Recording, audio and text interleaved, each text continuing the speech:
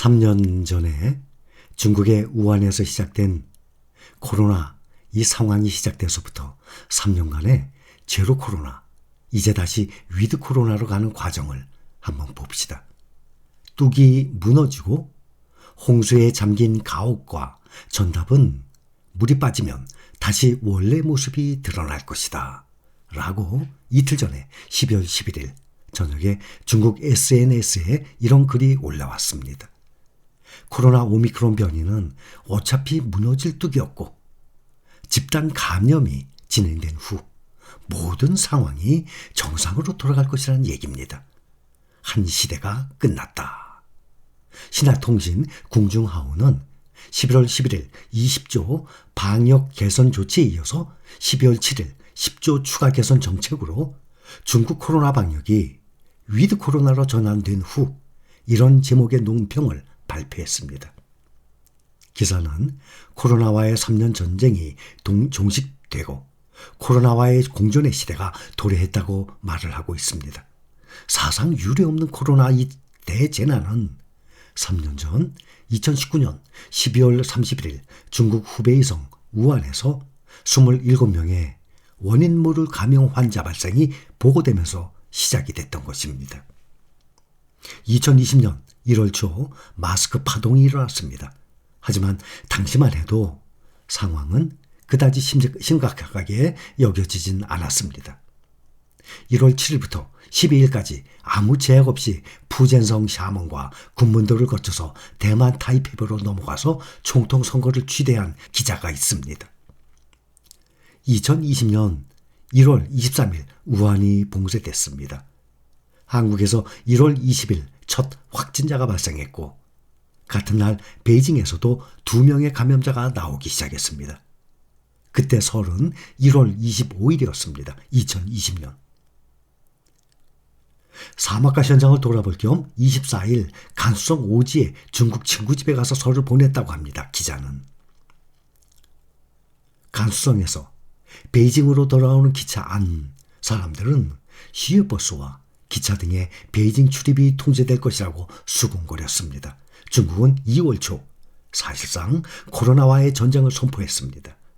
2020년 설 연휴가 연장되고 학교가 문을 닫고 기업은 재택근무로 전환했습니다. 모든 서비스 업소가 문을 닫았습니다. 3월 초 중국 양회 정기국회 사상 처음 연기됐습니다. 이후에도 3년 동안 코로나는 산발적으로 기승을 부렸고 중국 공산당이 주도하는 코로나와의 전쟁도 날로 기세를 더해갔습니다.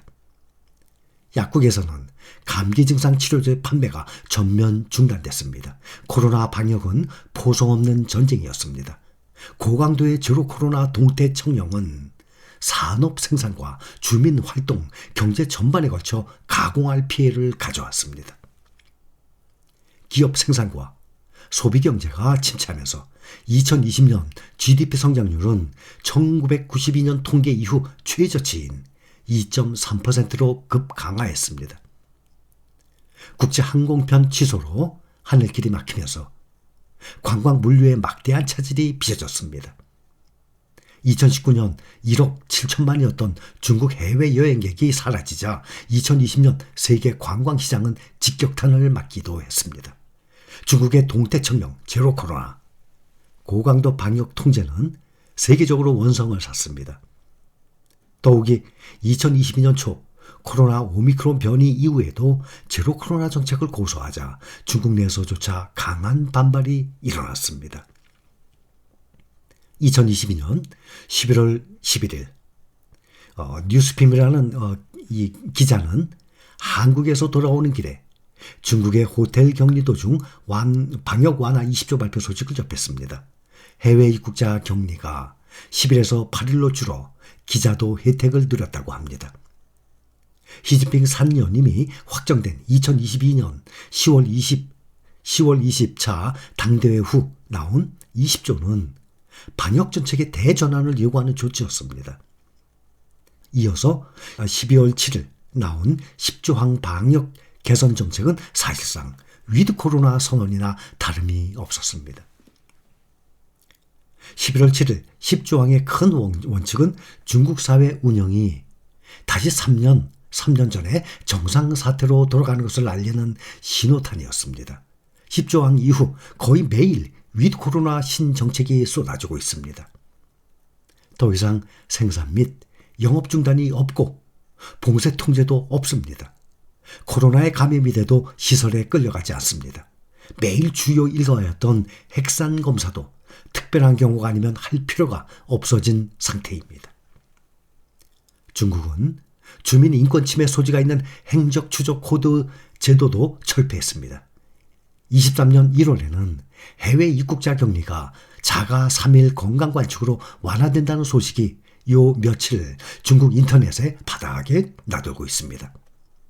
코로나와의 3년 전쟁 도중 꽁꽁 막혔던 하늘길이 활짝 열릴 것으로 예상이 됩니다. 어느 모로 보나 중국이 3년 전에 정상사회로 복귀하고 있다는 사실이 실감됩니다. 2022년 연말 연시 집단 감염의 단기 풍파가 지나가고 나면 2023년 봄에는 주민 생활이 3년 전으로 원상복귀될 것이라고 감염기 계통 전문가 중난산 중국 공정원 원사는 전망을 하고 있습니다. 현지에서 설을 쇠라. 긴급한 일이 아니면 도시를 벗어나지 말 것. 중국은 유동인구 통제를 위해서 3년 동안 농민공들의 설 귀향을 막고 주민들의 도시 밖 출장 여행을 막아왔었습니다. 2023년 설에는 14억 중국인들이 3년 만에 다시 고향에 돌아가 설을 쇠을 것이란 예상입니다. 2020년 2.3%까지 추락했던 중국의 GDP 성장률은 2021년 기저효과로 인해서 8.1%까지 치솟았습니다. 2022년에는 상하이 봉쇄와 베이징 준 봉쇄로 인해 성장률이 3% 내외에 머물 것으로 전문가들은 내다보고 있습니다. 코로나 발생 3년 만인 2022년 12월 뜻밖의 시동이 걸린 위드 코로나로 2023년 중국 정부의 성장 목표치가 6%나 6% 이상으로 높아질 것이라는 전망을 하고 있는 상황입니다. 중국의 제로 코로나 정책을 사실상 폐기함에 따라서 지난 3년간 중국의 방역 정책으로 억눌렸던 한중 인적 교류가 다시 본격화할 것이라는 전망이 나오고 있습니다. 중국이 해외 입국자에 대한 격리 정책을 추가 완화할 조짐을 보이자 대한항공은 이달 들어 인천 난징, 인천 칭다오 노선 운항을 다시 시작을 했습니다.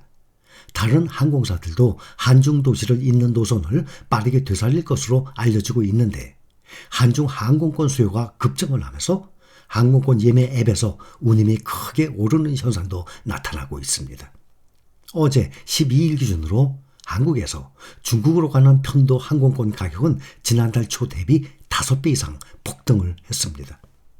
국내 주요 항공권 예매 앱에서는 인천공항에서 베이징으로 떠나는 편도 항공권 가격이 최소 270만 원, 지난달 초 50만 원에 비해서 수직 상승했습니다. 왕복이 아니라 편도 항공편이 270만 원. 이 항공편은 인천을 떠나서 여러 지역을 거쳐서 베이징에 9시간 만에 도착하는 경유 항공권인데도 300만 원에 육박하고 있습니다. 직항이 아닙니다. 저 또한 사업을 하느라고 중국에 수없이 다녔습니다. 왕복 몇십만 원이면 충분했었는데 그것도 여러 군데 거쳐서 경유로 9시간 만에 가는 편도인데도 300만 원이라는 비행기표 어마어마한 가격입니다. 인천 베이징 노선은 코로나 사태 이전 연간 약 110만 명이 이용한 한중 교류의 핵심 노선이지만 중국의 방역 정책으로 지금은 아시아나항공과 에어차이나만 주 1회 직항편을 운행 중입니다. 12월에 인천 베이징행 이 가격인데도 직항 비행기표는 아예 일찌감치 매진된 상태입니다. 여기까지.